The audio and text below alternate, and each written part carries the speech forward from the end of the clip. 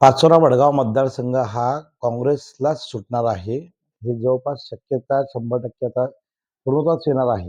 याचं कारण असं आहे, की आपण जर जळगाव लोकसभेचा विचार केला, तर जळगाव लोकसभेमध्ये 3 जागा राष्ट्रवादी दावा करते आहे, 2 जागा उभाटा दावा करते आहे आणि जळगाव लोकसभेमध्ये 1 जागा जी आहे, ती काँग्रेसलाच आणावं लागणार आहे. कारण त्याशिवाय काँग्रेस जर इथे राहिली नाही, तर या ठिकाणचा लोकसभाचा जो मतदारसंघ आहे, हा रिकामा राहील. आणि आम्हाला येणाऱ्या 2029ला आम्हाला राहुल गांधींना आम्हाला पंतप्रधान करायचं आहे आणि त्यांना पंतप्रधान जर बनवायचं असेल तर एक देशातला एक मतदारसंघ लोकसभा मतदारसंघ हा रिकामा राहू नये यासाठी ह्या मतदारसंघामध्ये जागा काँग्रेसला सोडावाच लागणार आहे. त्यामध्ये पाचोरा हा आम्ही गॅरंटीने सांगतो की पाचोरा 100% आपल्याला हा सुटणार आहे. कारण की इथलं वातावरण आहे, हा काँग्रेसचाच मतदारसंघ होता. या मतदारसंघामध्ये या आज ज्या पद्धतीने इथले आमदार जे आहेत किशोरप्पा पाटील म्हणतात की आम्ही 100 कोटीचा विकास केला, 1000 कोटीचा विकास केला, 500 कोटीचा विकास केला. मी आज तुमच्या माध्यमातून सांगतो आहे की ह्या मतदारसंघामध्ये एक धरणाची जर कॉस्ट आजची काढली तर 6 ते 7,000 कोटीच्याही जास्त, 7,000 कोटी, 10,000 कोटीच्या वरती ही बजेट त्या एका धरणाचं असेल, एका प्रकल्पाचे.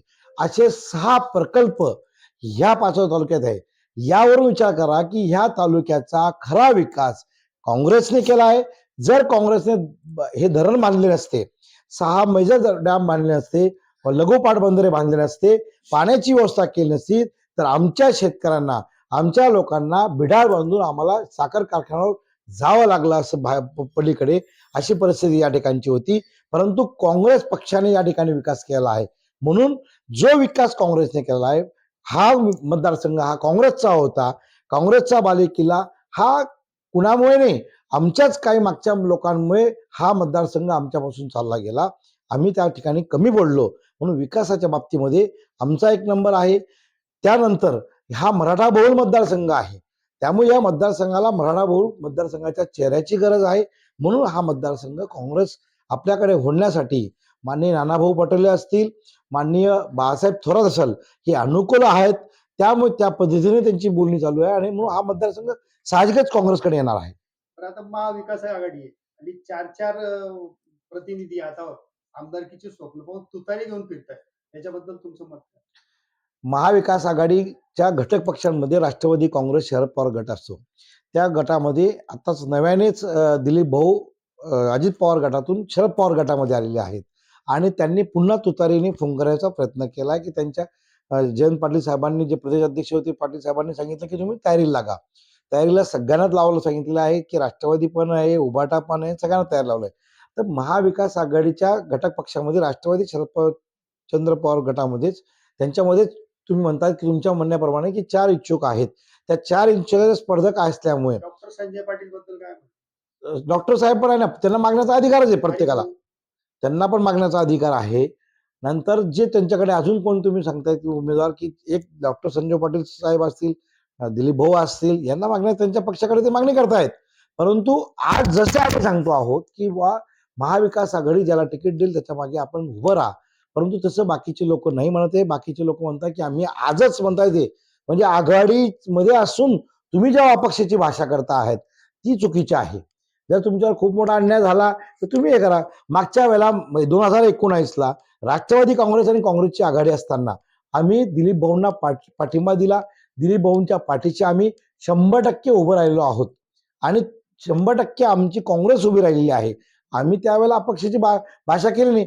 त्यावेळेला देखील आम्हाला देखील अपक्ष उभं राहण्यासाठी काही इतर पक्षाचे जे होते ते आम्हाला प्रवृत्त करत होते. ते अर्थव्यवस्था देखील पुरवण्याचे प्रयत्न करत होते. परंतु आम्ही तेव्हा केलं नाही. आम्ही आघाडीच्या उमेदवार दिलीप भाऊ आहेत आणि दिलीप भाऊंना आघाडीचं जर तिलक लावलं आहे तर आम्ही त्यांच्या पाठीशी उभं राहायला पाहिजे म्हणून आम्ही उभं राहिलो होतो. बरं, आता हे जे चार चार लोक फिरतात म्हणजे पक्षश्रेष्ठीच्या शब्दाची काही किंमत वाटत नाही याच्यावरून काय त्यांनी जे 4 लोक फिरत असेल तर त्यांचे प्रयत्न ते करत आहेत. त्यांना असं वाटतंय की आमच्या पक्षाने आम्हाला सांगितलं म्हणून आम्ही तयारीला लागलो आहोत. भडगाव म्हणजे मला आश्चर्य वाटतं आहे की याच्यात जे प्रताप नाना पाटील आहेत ते आत्ताच तयारी लागले.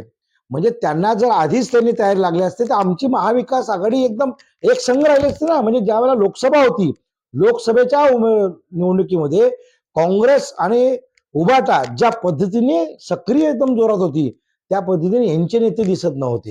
हे जे आज मागण्या जे राष्ट्रवादी शरद पवार गटाकडनं जे तिकीट मागतायत, त्या लोक त्यावेळेला नव्हते. ती दुर्दैवाची गोष्ट आहे. त्यावेळेला त्यांनी त्या ठिकाणी राहायला पाहिजे होती. अजून आमचा लीड वाढला असता आणि जो मतांचा फरक होता तो कमी झाला असता साहजिक. परंतु त्यावेळेला प्रतापनाना नव्हते. त्यावेळेला सत्ताधारी पार्टी जे होते किशोरप्पा पाटील त्यांच्या बाजूने ते लढले. आता देखील मार्केट कमिटीच्या इलेक्शनमध्ये त्यांचे कन्या आणि ते स्वतः किशोरप्पांच्या बाजूने लढले. मग आमचा त्यांना प्रश्न आहे की आपण जर आपले विचार जर शरद पवार गटांची जर बांधिलकी आहे, तर तुम्ही आधीपासून का नव्हता? आधीपासून जी लोक काम करत आहेत त्यांना तुम्ही आता डिस्टर्ब का करता आहात? तुमच्या नेमकं मनात काय आहे? तुम्ही अपक्षाची पण भाषा करतायत, आघाडीत राहतायत आणि अपक्षाची भाषा तुम्ही कसं करू शकतात? बरोबर आहे. हा त्यावेळेला तुम्हाला अन्याय झाला आहे. आता आम्ही परंपरागत आम्ही 2-3 आम्हाला 1995 पासून यातल्या काँग्रेसवर अन्याय होतोय, की ज्या काँग्रेसने ह्या तालुक्याला सुजलाम सुफलाम केलाय, त्या तालुक्यावर अन्याय होतोय, त्या काँग्रेसवर अन्याय होतोय. मग ज्या काँग्रेसने या ठिकाणी MIDC आणली, या ठिकाणी खतकारना आणला, या ठिकाणी उद्योग उभे केले, या ठिकाणी धरणं बांधले, या ठिकाणी पाचोरा शहर 80,000 लोकसंख्या जिथे पाणी पिते ना, तो केटीवर काँग्रेसने आणलेला आहे. काँग्रेस पक्षाने या तालुक्याला जेवढा विकास केला असेल तो हजारो कोटीचा आहे. ते पैसेही मोजू शकत नाही. आणि मग अशा काँग्रेसवर 1995 पासून अन्याय होतोय. मग 1995 पासून होतोय तरी काँग्रेसच्या माणसाने बगावत केली का? काँग्रेसचा माणूस अपक्ष उभा राहिला का? उभा राहू शकला असता. तुम्ही आता सांगताय की आम्हाला आघाडीमध्ये तिकीट मिळो नको मिळो, आम्ही अपक्ष उभं राहू. ही भाषा मला तरी बरं वाटत नाहीये. आघाडीमधली भाषा आहे, आघाडीची भाषा वापरली गेली पाहिजे. उभाटाचे पण उमेदवार जोरात प्रचार करतात त्यांच्याबद्दल उद्धव बाळासाहेब ठाकरे सेनेच्या या ठिकाणी त्यांचा देखील इथं या ठिकाणी तर पहिला मुद्दा असा होता की राष्ट्रवादी काँग्रेस आणि काँग्रेसची परपरत जागा होती. राष्ट्रवादी काँग्रेसचे नेतेच आमच्याकडून चालले गेल्यामुळे त्यांचा क्लेम त्यावेळेला नव्हता. म्हणून काँग्रेस त्याच्याशी जोरात लागली आणि उभाटाला तिकीट मिळतं आहे असं त्यांनी डायरेक्ट तेच सांगायचं की उभाटाला तिकीट मिळतंय. परंतु जेव्हा आता राजकीय परिस्थिती जशी बदलत चाललेली आहे, काँग्रेसचा दावा जसा योग्य ठरतो आहे आणि काँग्रेस दावा जर योग्य ठरतोय त्यावेळेला राष्ट्रवादी यांनी उभाटाने जशा पद्धतीने आम्ही आता जागा मागतो तर उभाटाही तयारी करते. त्यांची तयारी पूर्ण झालेली आहे. परंतु आम्ही त्यांना देखील सांगितलेलं आहे की तुम्हाला तिकीट मिळालं तर आम्ही बरोबर राहू, आमच्या तिकीट भेटलं तुम्हाला बरोबर राहावं लागेल. पण उभाटाला या ठिकाणी जे आहे त्या पद्धतीने शक्यता त्यांची कमी कमी होत चाललेली आहे. तशी शक्यता तुतारीची वाढत चाललेली त्या सांगताय की आमची वाढते बा. हा चुकीचा विषय त्यांचा गैरसमज तयार होतो आहे. संभ्रम तयार करता येते लोकांमध्ये. म्हणून आता जो तो पक्ष आपल्या पद्धतीने प्रयत्न करत आहेत. महाविकास आघाडी माझी फक्त विनंती एकच आहे की महाविकास आघाडीच्या कोणत्याही माणसाने आजही आम्हाला कुणालाही जागा सुटलेली नाही. संख्या फक्त झालेली आहे. संख्या अजून ठरायची बाकी आहे. पहिले संख्या ठरते, त्यानंतर कोणताही मतदारसंघ, कोणत्या लोकसभेत कोणता मतदारसंघ घ्यायचा हे ठरेल, जिल्ह्यामध्ये किती मतदारसंघाचं हे ठरेल आणि नंतर डिक्लेरेशन होईल. जोपर्यंत अधिकृत डिक्लेरेशन होणार नाही तोपर्यंत मी किंवा माझा पक्ष अशी भूमिका मांडणे योग्य होणार नाही. फक्त आपण प्रयत्न करतोय की आम्हाला मिळतंय असे प्रयत्न करणे हे योग्य आहे. समजा तुम्हाला तिकीट नाही मिळालं काँग्रेसला तर तुम्ही पक्षश्रेष्ठींच्या आदेशानुसार काम करा. आम्हाला तिकीट नाही मिळालं तर पक्षश्रेष्ठी ज्या पद्धतीने आम्हाला आदेश देतील त्याच पद्धतीने आम्ही काम करू. भविष्यात काय होईल हे सांगू शकत नाही. पण आम्ही पण मागच्या वेळेला केलं नव्हतं ना. मागच्या वेळेला देखील आम्ही तुम्हाला 2019 मध्ये मला स्वतःला मी मराठा समाजाचे मराठा क्रांती मोर्चांचे देखील मोर्चे काढलेले आहेत. मराठा समाजामध्ये काम केलं आहे. म्हणून मला मराठा समाजाचाच माणूस सांगायला आला होता, ऑफर द्यायला होता की बुवा तुम्हाला आम्ही ऑफर देतो, तुम्ही उभे राहा, अपक्ष उभे राहा. मी त्यावेळेला एकच वाक्य वापरलं की मी उभा राहिल्यानंतर मी अपक्ष म्हणून निवडून येणार आहे का? मी फक्त मतं खायला उभं राहायचं, कोणाला तरी निवडून आणायचं आणि कोणाला तरी पाडायचं, ही सुपारी घेणं हे माझ्या रक्तात नाहीये. म्हणून सुपारी घेऊ नका.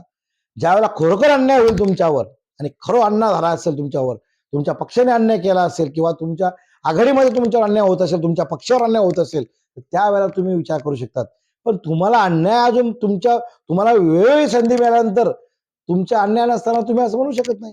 परंतु तुमची महाविकास आघाडी असल्यावर सुद्धा 4-4 उमेदवार आहेत. बंडखोरी झाली तर याचा फायदा कोणाला? अपक्ष उभे जर अपक्षांची बंडखोरी जर जास्त झाली याचा फायदा विद्यमान आमदार जो किशोरप्पा पाटील यांनाच होणार आहे. याचं कारण असं आहे, किशोरप्पा पाटलांचं 2014 तुम्ही जर बघितलं तर 46% मतदान त्यांना होते, त्यांच्या विरोधात 54% मतदान होतं. 19 जर तुम्ही बघितलं तर किशोर पाटलांना आप्पा पाटीलला किती मत होते? 36% मत होते. त्यांच्या विरोधात 64% मत गेली होती. किती? 64. 64 आकडा मोठा आहे का 36? 64 आकडा मोठा आहे. मग त्यावेळेला हे मतं डिव्हाइड झाले आणि ते निवडून आलेले आहेत. नंतर आता त्यांची 26% वर त्यांची आज त्यांची आहे. तर 26% मध्ये 2 भाग झाले, 2 शिवसेना झाल्या. 13% 13% आणि त्यांची 20% जरी धरले तरी आज जनमत जे आहे ते 80% जनमत इथले सत्ताधारी आमदार किशोरप्पा पाटलांच्या विरोधात गेलेलं आहे. त्यामुळे त्यांना जोपर्यंत डिव्हाइड होत नाही मतांमध्ये, विभागणी होत नाही, 1,32,000 जवळपास मराठा कम्युनिटी आहे आणि 1,32,000 मराठा समाज, त्याबरोबर तुमचं 40,000 पर्यंत मुस्लिम समाज, त्याबरोबर तुमचा माई समाज 21,000च्या रेंजमध्ये आहे आणि मग ही मतांची जोपर्यंत विभागणी होत नाही तोपर्यंत त्यांना देखील डिवाइड बाय रूल त्यांना देखील तो फायदा मिळणार नाही. म्हणून त्या पद्धतीने फायदा त्यांना मिळणारच आहे. तो कोणाला भविष्यकाळाला सांगायची गरज नाही पडणार. परंतु असंही होऊ शकतं, इतके अपक्ष उभे राहिल्यानंतर त्यांना कोण पाडणारा उमेदवार आहे असे जर तो उभा राहिला, मराठा चेहऱ्याचा नवीन उमेदवार नवीन चेहऱ्याचा उभा राहिला तर कदाचित हे चित्र परत बदलू शकतं. मग तुम्ही 4 गाव उमेदवार असू द्या. कारण की हीच परिस्थिती ज्या वेळेला आरोग्य निवडून आले त्यावेळेला असंच होतं. ओंकार अप्पांच्या विरुद्ध लोक होते, ओंकार अप्पांच्या विरुद्ध मतं डिवाइड व्हायचे, ओंकार अप्पा निवडून यायचे. परंतु त्यावेळेला जे लोक उभे होते ते मराठा जरी असले, ते पक्षाच्या चिन्हावर होते, तरी देखील अप्पांना कोण पाडेल हा व्यक्ती म्हणजे आरोग्य पाडेल म्हणून आरोग्याच्या बाजूने एका पाड्यात 75,000 मतं गेले, आरोग्य निवडून झाले. त्यामुळे असं काही नाही की हे उभे राहिल्यानंतर खूप मोठा परिणाम होईल. पण लोक जनमत त्यावेळेला बदलू पण शकतं. त्यावेळेचं वातावरण, त्यावेळेचा त्यांना पाडणारा उमेदवार, सक्षम उमेदवार कोण आहे. सक्षम म्हणजे पैशाने सक्षम हे डोक्यात लोकांचं आलेलं आहे. सक्षम म्हणजे तुम्ही तुमचं कार्य किती आहे. तुम्ही या तालुक्याला पाचोरा भडगाव किंवा पाचोरा तालुक्यामध्ये जर विचार केला, पाचोरा भडगाव मतदारसंघामध्ये तुम्ही त्या ठिकाणी काय योगदान दिलेलं आहे. तुम्ही सामाजिक योगदान असेल, तुमचं राजकीय योगदान असेल, काय दिलेलं आहे नेमकं लोक ह्याच पद्धतीने विचार करणार आहे. म्हणून लोक यावेळेला विचारपूर्वकच मतदान होणार आहे. त्यामुळे तो परिणाम होऊ बी शकतो आणि होऊ बी नाही शकणार आहे. असे दोन गोष्टी होऊ शकतात. भाऊ बहिणी समोरासमोर आले त्याचं काय?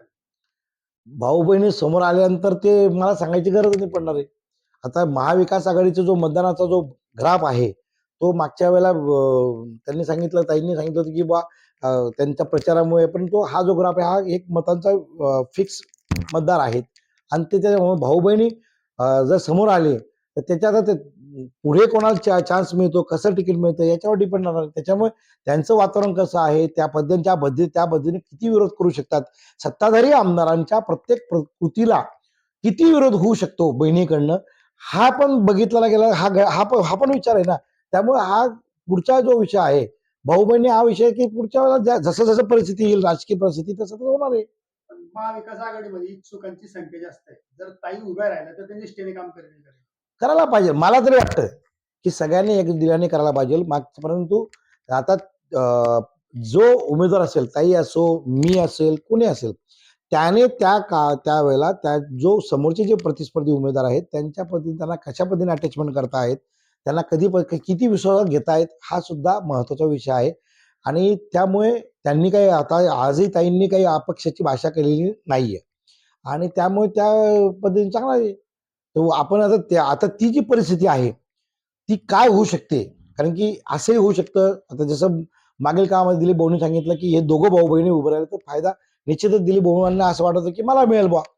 पण मला असं वाटतं की भाऊंना मिळत किंवा नाही मिळत विषय नाही, परंतु तो फायदा कोणाला होतो हे नेमकं आता आज सांगू शकत नाही. कारण जनतेच्या मनात कोणी ओळखू शकत नाही.